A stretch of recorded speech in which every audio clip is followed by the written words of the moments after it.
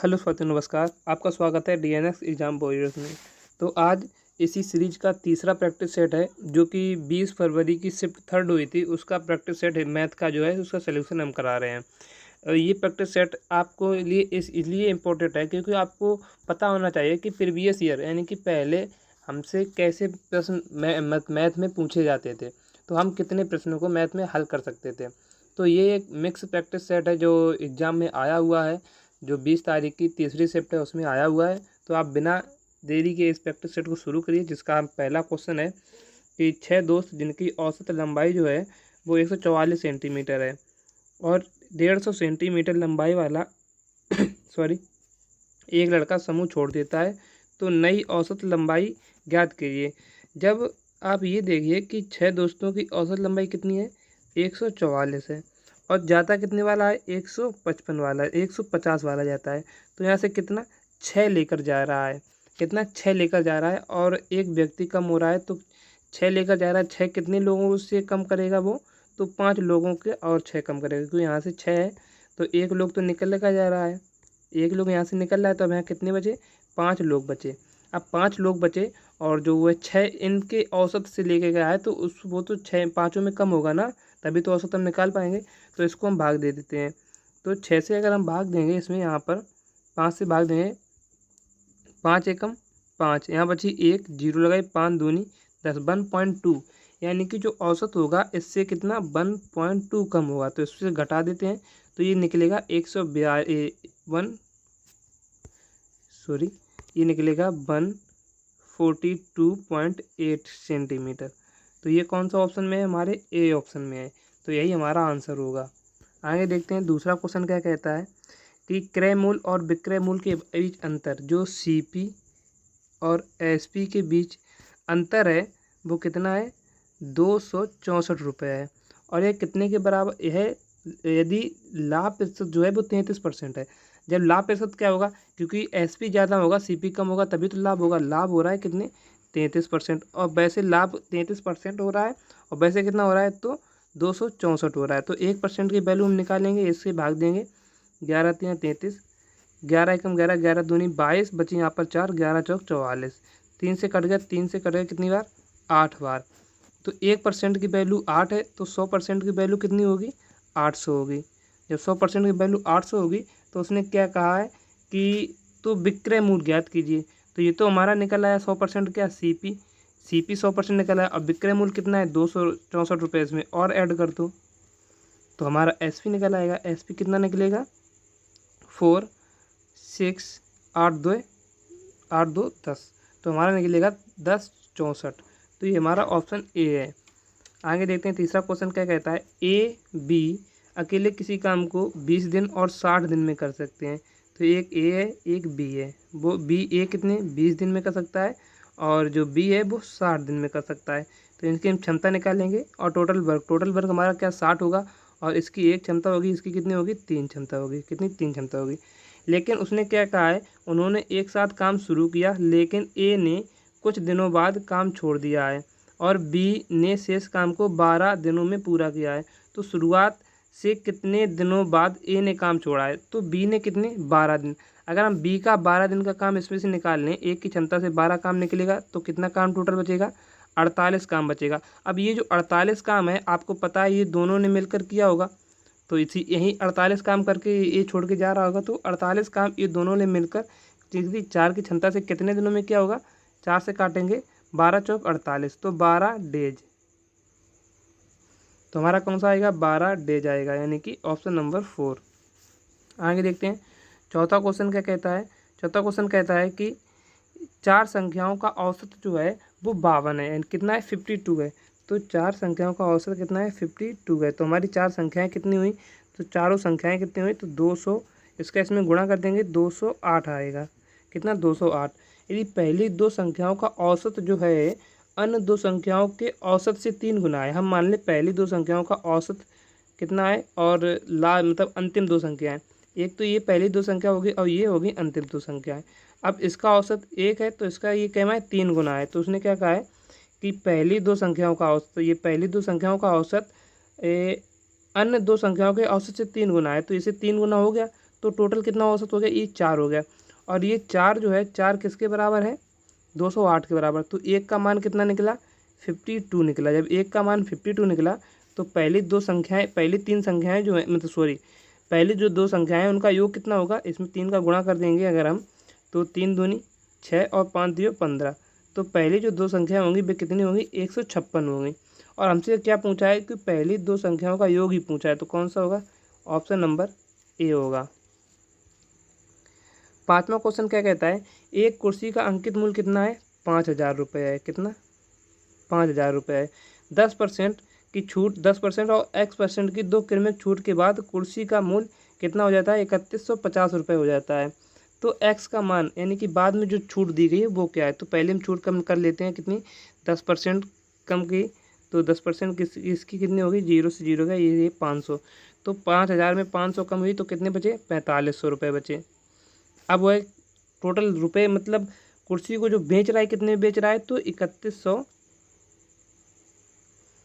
कुर्सी को कितने बेच रहा है, तो कुर्सी को बेच रहा है वो 3150 रुपये में बेच रहा है। अब 3150 रुपये में जब बेच रहा है तो उसे कितना और छूट दे रहा है, तो 0 सॉरी यहाँ कितना आएगा, 0, यहाँ आएगा 5, यहाँ आएगा 3 और यहाँ आएगा 1। तो 1350 रुपये की छूट दे रहा है कितने पर, 4500 रुपये पर, 4500 रुपये पर गुणे 100 कर देंगे हम इसको।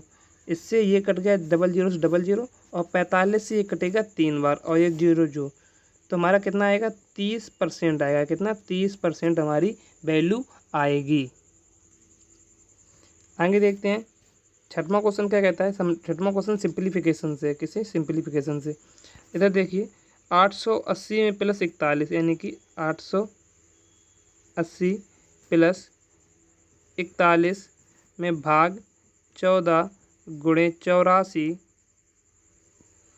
और माइनस के 26 है।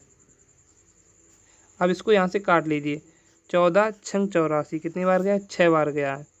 अब इसका 6 में इसमें गुणा कर लेते हैं, 6 एकम 6, 6 चौको 24 और इसमें से 26 की माइनस कर देते हैं। यहाँ कितनी बची, तो 220 बची। कितनी, 220। और 220 में 880 को हमें ऐड करना होगा, तो हमारे कितना आएगा, 2, 8 2 10 की 0 से लगा 1, 8 2 10 1 11। तो हमारा आंसर कितना आ जाएगा, 1100। ऑप्शन नंबर डी हो जाएगा। 7वां क्वेश्चन क्या कहता है, एक गोले की त्रिज्या जो है आर का मान दिया गया है कितना, 4.2 दिया गया है। तो गोले का आयतन क्या होता है, 4/3 पाई आर क्यू होता है। इसमें मान दे लेते हैं 4/3 गुणे 22/7 गुणे 4.2 इंटू 4.2 इंटू 4.2। अब 7 या 21 दूनी 42, ये 0.2 आया। इसका हम गुणा करेंगे तो हमारे सीधे आंसर कितना मिलेगा, 310.464। ये हमें आंसर मिलेगा जब इसका मल्टीप्लाई करेंगे। तो हमारा ऑप्शन कौन सा होगा, 4 ऑप्शन होगा।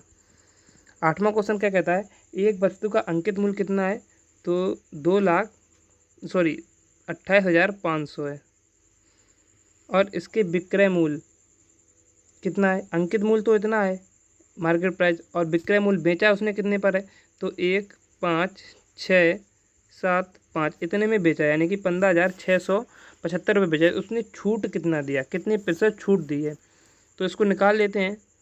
अगर ऐसे ना निकालो, घटाओ ना, तो सीधे सीधे हम ऐसे कर सकते हैं कि अगर हम देखें 1,5,6,7,5 बटे 2,8,5,00, सीधे सीधे यहाँ से अगर हम इसका वैल्यू निकाल लें और 100 में से परसेंटेज में माइनस कर दें, हमारा आंसर निकल आएगा। 2 0 से 2 0 गई। इसे हम कितने से काटते हैं, पहले 5 से काटते हैं। 5 एकम 5 पचम 25 और 5 सत्ते 35।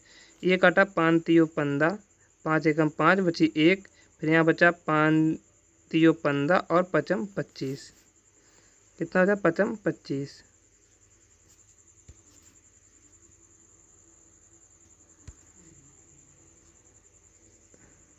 कितनी बार गया, सॉरी फिर गलत हो गया, 25। अब इसको काट लेते हैं। 3 से अगर हम काटें 3 से ये आया 19 बार, और ये 3 से कितना कटा, 3 एकम 3, फिर एक में जाएगा नहीं, भागन टूटी बिंदी, 3 चौकू 12 और 3 पट 15। अब इसको 19 से काट लेते हैं।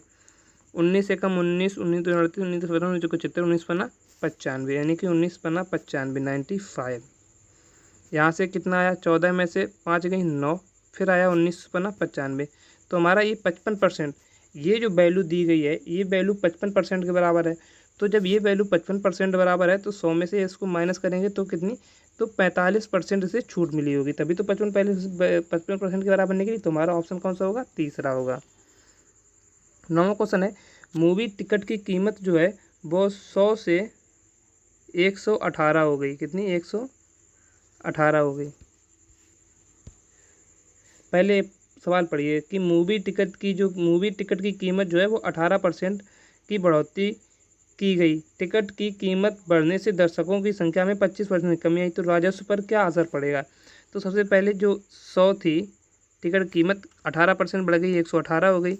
फिर अगर हम 100% जो दर्शक लोग आते थे वो कितने परसेंट आ रहे हैं, 25% कम हो गया, यानी कि 75%। इसको हम थोड़े सिंपल कर लेते हैं, 25 तिया 75, 25 चौकू 100, और इसको काट लेते हैं। ये आया 2 से आया 2 पंचे 10, दूने 18, ये आया 2।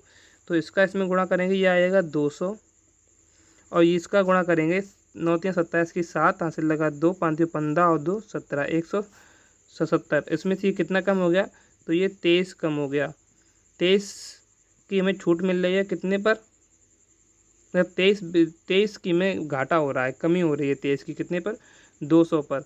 और इसको गुणे परसेंटेज निकालेंगे, 2 से ये 100 से ये कट गया 2 बार, और 2 से इसको काटेंगे कितना आएगा, 11.5% की कमी हो रही, कितनी, 11.5% कमी हो रही है। 10वां क्वेश्चन है, पीतल में तांबे और जस्ते का अनुपात कितना है, तो 25:12 है, कितना है, 25:12 है। और 370 किलोग्राम पीतल में तांबे की मात्रा पूछी है, किसकी, तांबे की, यानी कि तांबे की मात्रा पूछी है। तो ये देखिए 25 और 12 कितनी हुई, 37, 37 के बराबर 370 है। ये इससे कितनी बार गया, एक का मान कितना निकला, 10। तो हमें कितने का मान पूछा है, 25 का, 10 25 दसाना तो 250, तो 250 kg। आंसर कौन सा होगा हमारा, बी ऑप्शन होगा, बी। आगे देखते हैं 11वां क्वेश्चन क्या कहता है, दो संख्याओं का अनुपात कितना है, 11 अनुपात, दो संख्याओं का अनुपात क्या है, 11:13 है, और इनका महत्तम समवर्तक 7 है। तो दो संख्याएं अनुपात ऐसे मानिए, इसको हटाइए, दो संख्या कौन होगी हमारी, 11x हो गई एक, और दूसरी संख्या होगी 13x। इसका महत्तम समवर्तक जो इसके गुणनखंड हो गए 11, महत्तम समवर्तक कितना है, 7 है, 11 × 7 और 13 × 7। तो दोनों संख्याएं ज्ञात कीजिए। तो एक तो संख्या ये होगी, एक संख्या ये होगी, 11 से 77 और 13 से 91। तो ये हो गई, एक तो 11 77 और 91, यही आंसर है हमारा। 12वां क्वेश्चन है, PQR की मान दिया गया है, PQR का अनुपात दिया गया है, यानी कि 9:10:11 दिया गया है। अब PQR मतलब P + Q, यानी P + Q कितना आया, 19 आया, अनुपात Q + R 10 + 11 यानी कि 21 आया, अनुपात, और R + P यानी कि 11 और 9 20 आया। तो हमारा अनुपात कितना निकला, 19:21:20। तो ऑप्शन नंबर ए में है। 13वां क्वेश्चन क्या कहता है कि एक निश्चित धनराशि साधारण ब्याज पर 8 वर्ष और 6 महीने में स्वयं की 3 गुनी हो जाती है। कोई धनराशि 100 थी, 3 गुनी यानी कि कितनी हो गई, 100 से 300 हो गई। तो वार्षिक ब्याज दर कितनी हो गई, तो यहाँ से कितनी बढ़ी, 200 बढ़ी, और कितने वर्षों में, तो 8.6, यानी कि अगर हम 8 सही कर दें और 6 को अगर 6/12 यानी कि 1/2 कर देना ऐसे, तो इसका मान कितना आ जाएगा, 8.5, 200/8.5 कर दें अगर हम। ये 8.5 साल हो गई, और इस पॉइंट हटाया, यहाँ बिंदी बढ़ाई। अब इसको काट लेते हैं, कितने से काटा हमने सबसे पहली बार, तो 5 से काटा, 17 पना 85, और इसे 5 से काटा, 5 चौको 20, ये कितना आया 400/17। हमारा कितना आया 400/17 आया है। अब हम 400 में 17 का भाग देते हैं। 17 एकम 17, 17 दूनी 34, बची यहाँ कितनी 34 कहीं बची 6, 60 हुई। 17 एकम 17, 17 दूनी 34, 17 तिया 51, 17 तिया 51, यानी कि 17 तिया 51, बची 9। 17 पना 85, पॉइंट लगाया 85, यानी कि 23.5 से कुछ आंसर हो गया, यानी कि ऑप्शन नंबर डी है हमारा। 14वां क्वेश्चन देखें। 14वां क्वेश्चन क्या कह रहा है, यदि किसी संख्या में से 25 हटा दिया जाए तो वह संख्या, यानी कि माना संख्या हमारी x है, इसमें से कितनी 25 को हमने हटा दिया जाए, और वह संख्या स्वयं की 50% हो जाती है, यानी कि 50%। x का 50% क्या निकालेंगे, x का 50% बटे परसेंटेज हटाएं 100 करेंगे, ये आया 1/2। तो ये 2 का गुणा इसमें कर दिया, 2x माइनस 50 बराबर x हो गया। इसको x को इधर लाएंगे और 50 को उधर ले जाएंगे, तो 2x माइनस x बराबर 50। तो x का मान कितना निकला हमारा 50 निकला, तो यही हमारा आंसर होगा। तो वैल्यू हमने x मानी थी, तो उसी का मान कितना 50। 15वां क्वेश्चन क्या कहता है, यदि ब्याज वार्षिक रूप से संयोजित होता है तो 30% वार्षिक चक्रवृद्धि ब्याज दर से 2 वर्ष में राशि इतनी हो जाती है, तो वह राशि कौन सी होगी जो इतनी हो जाए 30% से। 30% क्या होती है 10 से, 30% को 10 से 13, फिर 1 साल और ये 10 से कितनी हुई 13 हुई, तो 13 × 13, इसका मान कितना दिया है 9464, इसको काट लिया 13 से, 13 7 91, बची कितनी यहाँ पर 3, 13 एकम 13 32 26, और 13 8 104, फिर इसको काट लिया 13 से, 13 एकम 13 33 26 33 13 चौको 52, 13 पचे 65, 13 पचे 65 तिरछंग 78, यानी कि 1 का मान कितना निकला है हमारा 56 निकला है। और ये कितने हो गए 10 × 10⁻100, तो 1 का मान 56 है, 100 का मान कितना होगा, 100 का मान होगा 5600, तो यही हमारा आंसर होगा 5600 ऑप्शन नंबर ए में। 16वां क्वेश्चन क्या कहता है कि एक व्यक्ति पहले 11 किलोमीटर 60 मिनट में तय करता है और अगले 22 किलोमीटर 30 मिनट में तय करता है, पूरी यात्रा की उसकी औसत गति क्या होगी। तो औसत गति क्या होती है कुल दूरी बटे कुल समय, तो कुल दूरी उसने कितनी चली 11 + 22 बटे कुल समय उसे कितना लगा 30 + 60, और यानी कि 11 × 22 33 बटे 60, यानी कि 90 मिनट, और उसने क्या पूछा है घंटे में, तो इसके घंटे का गुणा कर देते हैं। 0 से 0 गई, 3 दूनी 6, 3 53, 3 से ये कट गया 11 बार, 11 दूनी 22, तो 22 किलोमीटर पर हावर, तो कौन सा हमारा ऑप्शन नंबर दूसरा होगा। 17वां क्वेश्चन क्या कहता है, सिंप्लीफिकेशन से है, तो सबसे पहले हम इस इक्वेशन को सॉल्व करेंगे, तो 24 × 4 बटे 16, तो 4 चाकू 16, 4 से ये गए 6 बार गया, तो कितने आया यहाँ पर इस इक्वेशन का मान निकला 6। कितना निकला इस इक्वेशन का मान 6 निकला। अब 6 का यानी कि 24 जो है 24 में भाग देने से पहले हमें 6 का क्या करना पड़ेगा गुणा करना पड़ेगा, तो इसमें भाग पहले क्या करना हमें का को सॉल्व करना होगा ना, तो का को हम सॉल्व करेंगे सबसे पहले, तो 6 का 4 और इधर है 24, इसको हम सॉल्व करेंगे। सबसे पहले इतने का सॉल्व करना पड़ेगा हमें, कितना इतना सॉल्व करना पड़ेगा, तो 6 चौको 24, तो ये निकला 24 में भाग 24, तो ये आया 1, कितना आया 1, तो यानी कि इतने